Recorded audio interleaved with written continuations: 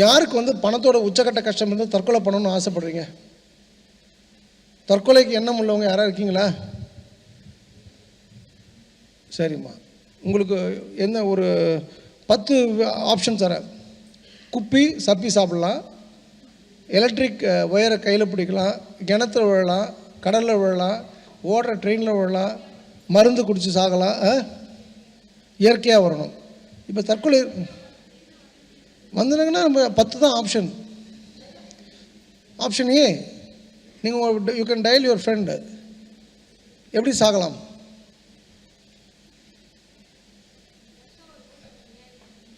இல்லை, அது போக வேண்டியதாம்மா, நீங்கள் போக வேண்டிய ஆள் தான். இப்போ நாங்கள் போகிறதுக்குள்ளே உங்களை போகிறதுக்குள்ளே அனுப்பிச்சி வைக்கிறோம். ஸோ நீங்கள் அது மாதிரி ஏதாவது மனநிலை இருந்ததுன்னா நீங்கள் தயவுசெய்து வந்து திருச்செந்தூரில் போய் உட்காந்துங்க சார். நீங்கள் மெரினா பீச்சில் உட்காரக்கூடாது, அங்கே பீச் இல்லையான்னு கேட்கக்கூடாது. மெரினா பீச்சில் பீச் இருக்குது, ஆனால் முருகர் இல்லையா? திருச்செந்தூர் முருகர் இல்லையாம்மா?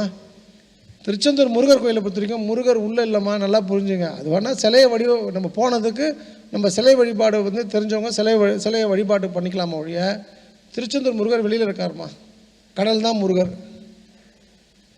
அந்த இடங்கள் அவ்வளோ மந்திரம் சொல்லப்பட்டதால் வந்து எனக்கு தெரிஞ்ச வரைக்கும் அங்கே நீங்கள் பார்க்கக்கூடிய விஷயங்கள் வந்து அமானுஷ்யத்தோட உச்சக்கட்டம் அப்படின்ற ஒரு விஷயம்னா அது சதுரகிரி, திருவண்ணாமலை, எவ்வளோ விஷயங்கள் சொல்லலாமா. அதோட அல்டிமேட் த நம்பர் 1 சொன்னால் திருச்செந்தூர் தான். நீங்கள் வேணால் உங்களுக்கு வந்து பண கஷ்டம் இருக்குது, திருச்செந்தூரில் செவ்வாய்க்கிழமை 8 to 9 சாமி கும்பிட்டு பாருங்களேன். ஒரு 9 வாரத்துக்கு. எனக்கு ஒரு வினோதமான பழக்கம் உண்டுமா. எப்போலாம் வந்து அதாவது எனக்கு வந்து இன்றைக்கி ரொம்ப பெரிய ஆள்பலம் உண்டு. என்ன வேணால் ஆசைப்பட்டதெல்லாம் கிடைக்கும். மிக அற்புதமான வாழ்க்கை எனக்குமா, இன் ஆல் சென்ஸ். என்ன வேணால் what ever I want I will get it. ஆனால் திடீர்னு ஒரு தனிமை வருமா, லோன்லினஸ். நான் யார்ட்டையும் பேச மாட்டேம்மா, யார்ட்டையும் இன்ட்ராக்ட் பண்ண மாட்டேன். நான் போய் திருச்செந்தூர் கோயிலுக்கு போனால் யாரெல்லாம் கூட்டலாம் போக மாட்டேன். நானே மாமனார் வீட்டில் போய் காரை எடுத்துக்கிட்டு அங்கேருந்து செல்ஃப் ட்ரைவ் பண்ணிக்கிட்டு வண்டி எங்கன்னா அந்த பார்க்கிங்கில் போட்டு ஒரு காய் வச்சுக்கிட்டு ஓரமாக போய் எங்கன்னா உட்காந்துப்போம்மா. ரொம்ப ரொம்ப ரேர் மக்கள் மூஞ்சில் படுறது. படாத இடத்துல போய் உட்காந்துப்போம்மா. குடும்பம் வரைக்கும் படுத்துக்கிறது. அந்த ஏதாவது ஓரத்தில் கொஞ்சம் நைட் ஆச்சுன்னா ஓரத்தில் வந்து ஒரு துணி துண்டு மாதிரி வச்சு தூங்கிக்கிறோம்மா. வச்சுருப்பேன். துண்டு எப்பவுமே கையில் வச்சுருப்பேன், காவி துண்டு. அது மாதிரி உட்காந்துருக்க தருணத்தில் என் பக்கத்தில் இருக்கவங்க கூட பேசக்கூடிய பழக்கம் உண்டு. இப்போ உங்களுக்கு ஆண்டாள் சொக்கலிங்கன்னா தெரியும், புது யுகம், ஏதோ வாஸ்து, இவன் ஒரு வகையாக ஏமாத்துறான்ற மாதிரி ஒரு ஃபீல் இருக்கும். சரியா? ஒருத்தர் ஒரு மாதிரி, அவ்வளோதான். அடுத்து ஏமாத்துன்னு முடிவு பண்ணால் என்ன பண்ணோம், ஆசையை தூண்டி விடணும். அப்படி தானம்மா? அதானே சதுரங்க வேட்டை டைலாக். ஓகே, உங்களுக்கு சொக்கலிங்கத்தை தெரியும், ஆண்டாள் சொக்கலிங்கம், டாக்டர் ஆண்டாள் சொக்கலிங்கெலாம் தெரியும். பட் மேட்டர் ஆஃப் ஃபேக்ட் என்னென்னா, என்ன தெரியாதவங்க அட்டைம்ஸ் நினைப்பேன், நம்மளும் ரஜினி மாதிரி, அஜித் மாதிரி, விஜய் மாதிரி எல்லாருமே வந்து நம்மளை தெரிஞ்சுக்கணும்னு ஆசைப்பட்ட காலங்கள் உண்டுமா. ஆனால் இப்போ இருக்கிற இந்த பிரபலமே நல்லது இல்லைம்மா. ஒரு ப்ரைவசி கிடையாதும்மா. ஒரு ப்ரைவசி இல்லை. ஒரு எங்கே உட்காந்தாலும் சார் ஆண்டாள் சொக்கலிங்கம் அப்படின்னு சொல்லி ஒரு இருக்காங்கன்னா நம்மளுடைய பர்சனல் டைம் மிஸ் ஆகுது. ஒய்ஃபோட போகும்போதோ, பிள்ளைங்களோட போகும்போதோ, அம்மாவோட போகும்போதோ. எனக்கு இதுவே பிடிக்கல.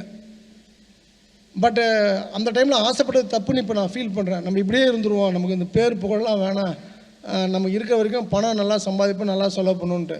அது மாதிரி பணம் சம்பாதிச்சுட்டு ஒரு சிலர் கூட உட்காரும்போது திருச்செந்தூர் கோயிலில் அவங்களுக்கு என்ன தெரியாதும்மா.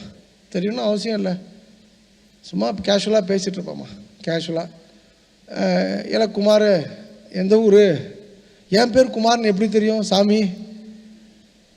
என்னம்மா இந்த எங்கள் ஊரில் பழனிக்குமார், சரவணகுமார்னு இப்படி தானே பேர் வைப்பாங்க அப்படின்னு நான் சொன்னேன். இல்லை உங்கள்கிட்ட ஏதோ சக்தி இருக்குதுன்னு சொல்லுவாங்க. அப்புறம் போனால் தர்பூசணி அந்த எங்கள் ஊரில் அந்த பனங்கிழங்கு ரொம்ப நான் விரும்பி சாப்பிடுவேன். ஒரு கட்டு வாங்கினா நான் 2 எடுத்துகிட்டு அவனுக்கு 4 சாப்பிடு. அப்புறம் சாப்பாடு எவனா போய் வாங்கிட்டு சொல்லுவான், டிரைவர் வேணா வாங்கிட்டு போய் சாப்பாடு வாங்கி கொடுப்பேன். உடனே பக்கத்து ஒருத்தன் வந்து உட்காருவாம்மா. என்ன அவன் பார்த்தாலே தெரியும். இப்போ 2 பிள்ளையும் சோறுபடாது, மருமக கொடுமை. அவன் எங்கேருந்து வருவானா, அவன் ஆளை பார்த்தாலே சிவகாசி பூமின்னு தெரியும். என்ன சிவகாசிலேருந்து வரீங்களோ? ஆமாம். எப்படி என்னாச்சு கண்டுபிடிச்சிங்க? சிவகாசின்னு ஒட்டியிருக்க, எங்கே ஒட்டியிருக்கு? அப்புறம் அவருக்கு ஒரு சாப்பாடு வாங்கி கொடுத்து அங்கே போகிற வரவங்களாம் கூப்பிட்டு ஒருத்தன் சுற்றிட்டே இருப்பாங்கம்மா. ஒரு சில ஆட்கள் கோயிலை சுற்றிட்டே இருப்பாங்க. அவங்க கூட பேசுறதுன்னு வழக்கம் உண்டுமா. அதில் ஒரு டைமில் நான் எதிர்பாராத விதமாக நான் எப்பவுமே விளையாட்டாக பண்ணுற விஷயங்கள்மா நிறைய விஷயங்கள் கேட்கும் இந்த திருச்செந்தூரில். என் லைஃப்பில் நடந்த ஒரு அமானுஷம் சொல்கிறேன். ஒரு பையன் சுற்றிட்டே இருக்கான், ஏல முருகா ஏல முருகா. அந்த ஊருக்கு போனால் அந்த ஏலன்னு போட்டுக்க வேண்டி தான், அப்போ தான் நம்ம திருநெல்வேலிக்காரனும் ஒத்துப்பான். ஏல முருகான்னு அவன் பார்க்கவே இல்லை, அவன் கண்டுக்கவே இல்லை. என் கூட காரியாப்பட்டி சேர்ந்த என் நண்பர், மிக நெருக்கமான நண்பர் விஜயகுமார் இருக்கார். அந்த டைமில் அவர் இருக்கார் பக்கத்தில். அவன் கடைசி சுற்று வரும்போது, இல்லை முருகன், என் பேர் முருகன் எப்படி உங்களுக்கு தெரியும்? அது வரைக்கும் நான் கூப்பிட்டது அவன் காதில் விழலை. இல்லை என்ன ஏன் வேலை இல்லையோ? ஆமாம். அப்படியா? அக்கா கல்யாணம் இப்போ தான் முடிச்சியோ? ஆமாம். கடன் 10 லட்ச ரூபா ஆச்சோ? ஆமாம். எப்படி சாமி இப்படிலாம் சொல்கிறீங்க? இது சொல்கிறதுக்கு என்ன இருக்குது? மூஞ்சை பார்த்தா மயில் பிடிக்கிற நாய் மூஞ்சி தெரியாது நமக்கு. இப்போ என்ன பண்ணுறது? எதுக்காக சுற்றுற? எனக்கு திடீர்னு ஒரு தோணுதல். 7 நாள் இந்த கோயிலை சுற்றினா 55 வாட்டி சுற்றணும். அவன் ஒரு கணக்கு, அது என்னடா 55? எனக்கு தோணலை. முருகன் ஏதோ சொன்ன மாதிரி ஞாபகம். 55 வாட்டி நான் 7 நாள் சுற்றுறேன். இன்றைக்கி தான் 7ஆவது நாள், இதுதான் 55ஆவது சுற்று. இப்போ தான் போய் முடிக்க போகிறேன். உனக்கு ஒரு செய்தி கிடைக்கும் அப்படின்னு சொல்லி முருகர் சொல்லிட்டார். உனக்கு இப்போது நான் சொல்கிறேன், என்ன தெரியும்? வெல்டிங் இங்கே இருந்தால் போனி ஆகாது. 3000 ரூபா, 5000 ரூபா, 10,000 ரூபா. நீ வெளிநாட்டுக்கு போ, துபாய்க்கு, சிங்கப்பூருக்கு போ, அங்கே போனால் மாற்றம் வரும். பாஸ்போர்ட் இல்லையா?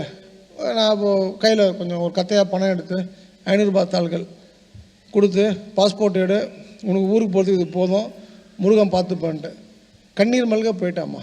இது அந்த பையனும் ஏமாத்துறவங்க கிடையாது, நானும் ஏதோ சீன் போடுறதுக்கு இதை பண்ணல. இது முருகன் அவனை அனுப்புகிறான், முருகன் என்ன அங்கே உட்கார வைக்கிறான், முருகன் கொடுத்த பணம் முருகனுக்கே போதுமா. இது போல் அமானுஷ்யங்கள்.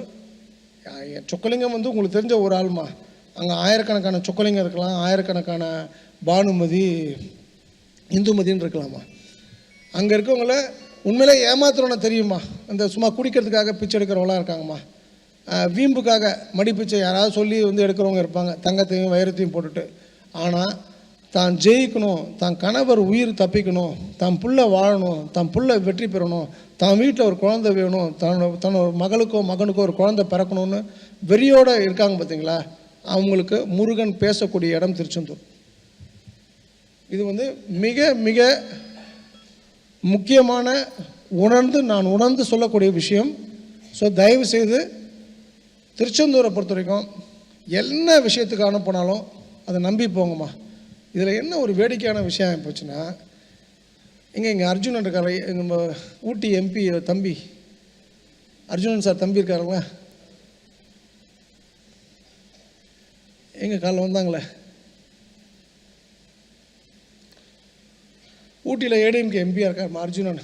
அவங்க சொந்த தம்பி அங்கே போகிறார். அவங்க அந்த படுகை அது இருக்காரா? எங்கே இருக்கார்? சரி, அவங்க அந்த ஊர்லேயே படுகர் இனத்தை சேர்ந்தவங்க. படுகர் இனம் ரொம்ப ஸ்டைலிஷ் பீப்புள்மா. அதில் 80% ஆஃப் பீப்புள் வெளிநாட்டில் தான் இருப்பாங்க. அவங்க ஆளே பார்த்தோன்னா ஃபாரினர் மாதிரி தான் இருப்பாங்க. பேச்சு, நடை, உடை, பாவனைகள், ஃபுட்டு, ஸ்டைல், பெரிய ஃபேமிலி, பெரிய ரிச் ஃபேமிலி. இப்போ போய் பிச்சை எடுக்கும்போது தெரியும் இல்லையா, வரவங்களுக்கு போகிறவங்களுக்கு யார் உண்மையிலே எடுக்கிறா, யார் நேர்த்திக்காக எடுக்கிறாங்கன்ட்டு. அப்போ இவங்க ஒய்ஃப் ஏதோ பிச்சை எடுக்கிறாங்க. நான்லாம் எதுவும் சொல்லலை, எனக்கு கிளைண்ட்டு தான், நான் எதுவும் சொல்லலை. அவங்க அதாவது அர்ஜுனன் சார் அவரோட தம்பி, ஒரு அக்கா தங்கை, அண்ணனையும் தம்பியும் கல்யாணம் பண்ணிக்கிறாங்க. இங்கெல்லாம் கூட்டு குடும்பம், ஒரே குடும்பம் தான், பெரிய ஆட்கள் ஊட்டியில். ஒருத்தர் இருக்கார் அங்கே, ஒரு ஐயர் ஒருத்தர் திருச்செந்தூரில், அவர் பேர் சூப்பர். அவர் என்ன பண்ணுறாருன்னா, அவன் டெய்லி காலைல ஒரு சுற்றி வருவானா, பணக்காரங்களா பிச்சை எடுத்தாங்கன்னா இப்போ ஆண்டாள் சொக்கலிங்க சொல்லி எடுக்கிறாங்கன்ட்டு இவன் போய் 100 ரூபா போடுறது, இவனே பார்க்குறது, சும்மா பக்கத்துலேருந்து பேச்சு கொடுக்குறது. என்ன மடி பிச்சை பரிகாரம், எந்த ஒரு ஊட்டி, எங்கள் அண்ணன் உடனே இவங்க சொல்லுவாங்களே, அவங்க என்ன இருந்தாலும் மனசுக்குள்ளே ஒரு எம்பி பணக்காரங்கன்னும் போது, நாங்கள் இப்போ எம்பி ஊட்டியில் பெரிய ஆட்கள்னு சொல்லும்போது, ஆண்டாள் சொக்கலிங்க சொல்லி வந்தீங்களா அப்படின்னோடனே அவன் போடுறது 100 ரூபா தான். அங்கே உள்ளே கூட்டு போய்ட்டு ஒரு 3000 ரூபா பில்லை போட வேண்டியதான். ஸோ அப்போ நீங்கள் இந்த இடத்துல இடைத்தரகர்கள் வேணாம். அது ஒரு ஜாலியான சம்பவம். அவன் எந்த அளவுக்கு புத்திசாலியாக இருக்கான் பாருங்கள் அந்த பிராமணர். அவன் மடிப்பிச்சை எடுத்தால் அவனே சொக்கலிங்கம் அமைச்சிருக்கணும், சொக்கலிங்கம் அமைச்சா அவன் பெரிய ஆளாக இருக்கணுன்ற அளவுக்கு அவன் திங்க் பண்ணி அவனுக்கு அது பிஸ்னஸ்ஸு. அவனுக்கு ஒரு 2 பேரை கோயிலுக்கு கூட்டு போய் காமிச்சா தான் வருமானம். அவனுக்கு குடும்பம், பொண்டாட்டி, பிள்ளைங்கள் இருக்குது. அவன் தப்பான ஆள் கிடையாது, ரொம்ப நேர்மையான ஆள், ரொம்ப நல்ல மனிதர். இந்த இடத்துல நீங்கள் என்ன புரிஞ்சுக்கணுன்னா, இந்த இடைத்தரகர்கள் யாருமே நமக்கு வேண்டாமா. நான் போனால் கூட ரொம்ப அவசரம்னா 100 ரூபாய் டிக்கெட் வாங்கிட்டு போவேன், இல்லைனா வந்து க்யூவில் தான் போவேன். இந்த தயவுசெய்து வந்து அந்த கோயிலுக்கு போனால் அந்த சட்டை போடாமல் சாமி கும்பிட்றவங்களாம் கெஞ்சி கேட்டுக்கிறேன், இந்த கையை தூக்கி மட்டும் சாமி கும்பிடாதீங்க சார், பக்கத்தில் இருக்கும் பாவம் சார். ரெண்டாவது கத்துவான் பாருங்க, சரவணபவா, அரோகரா, கோவிந்தா. ஒருத்தன் இப்போ முந்தானத்து ஒரு செவ்வாய்க்கிழமை போயிருந்தப்போ 3 நாள் முன்னாடி கோவிந்தாடுறான் சம்மந்தம் இல்லாமல். என்ன சாமி கும்பிட்டு அடிக்கிறது தெரியல, மண்டையில் ஓங்கி கொட்டு நினைச்சேன். சரி ஓகே, அவன் ஏதோ பெருமாளாக பார்க்குறான் முருகன் சொல்லிட்டு போயாச்சு. சத்தம் போடாமல் சாமி கும்பிடுங்கம்மா. அப்படியே கண்ணத்தை அடிப்பாங்க பாருங்க, என் கண்ணத்தை அடிச்ச மாதிரி இருக்குமா, மரகதம் எப்படி அடிச்சுப்பேம்மா, அது மாதிரிலாம் பண்ணாதீங்கம்மா. ரொம்ப நம்ம மதம் வந்து அமைதியும் அன்பும் வலியுறுத்தக்கூடிய விஷயம். ஸோ திருச்செந்தூரை பொறுத்த வரைக்கும் இந்த விஷயத்தை நீங்கள் கடைப்பிடிங்கம்மா. அது வந்து ஒன் ஸ்டாப் ஷாப். நிச்சயமாக வந்து பணம், முடை, தற்கொலை என்ற ஒரு விஷயத்துக்கு மிக சிறந்த ஒரு இடம் வந்து இது திருச்செந்தூர். இந்த வட்டி கூட்டவங்க தெரியாமல் வட்டி கூட்டிருப்பாங்க, அதுக்காக வட்டி கூட்டவங்களாம் கெட்டவன் கிடையாது, அவனுக்கு தெரியாது, சொல்கிறதுக்கு ஆள் கிடையாது அப்படின்னு சொல்லும்பொழுது அவங்க எங்கே போகலான்னா மடிப்பிச்சு எடுக்கலாமா, இல்லை உணவு, அதுக்கு பரிகாரம் அப்படின்னு சொன்னால் உணவு தொழிற்சாலை, உணவு, டீ கடை, இட்லி கடை, மாவு விற்கிறது, இந்த மாதிரி சொன்னாங்களா மாவு விற்கிறேன்ட்டு ஏதாவது ஒரு விஷயம். வட்டின்ற ஒரு விஷயத்துக்கு மிகப்பெரிய பரிகாரம் வந்து உணவும் மடிப்பு செய்யும் தான். கல்யாணத்துக்கு நான் சொல்லிட்டேன், இப்போ குழந்தைக்கு என்ன பண்ணலாமா,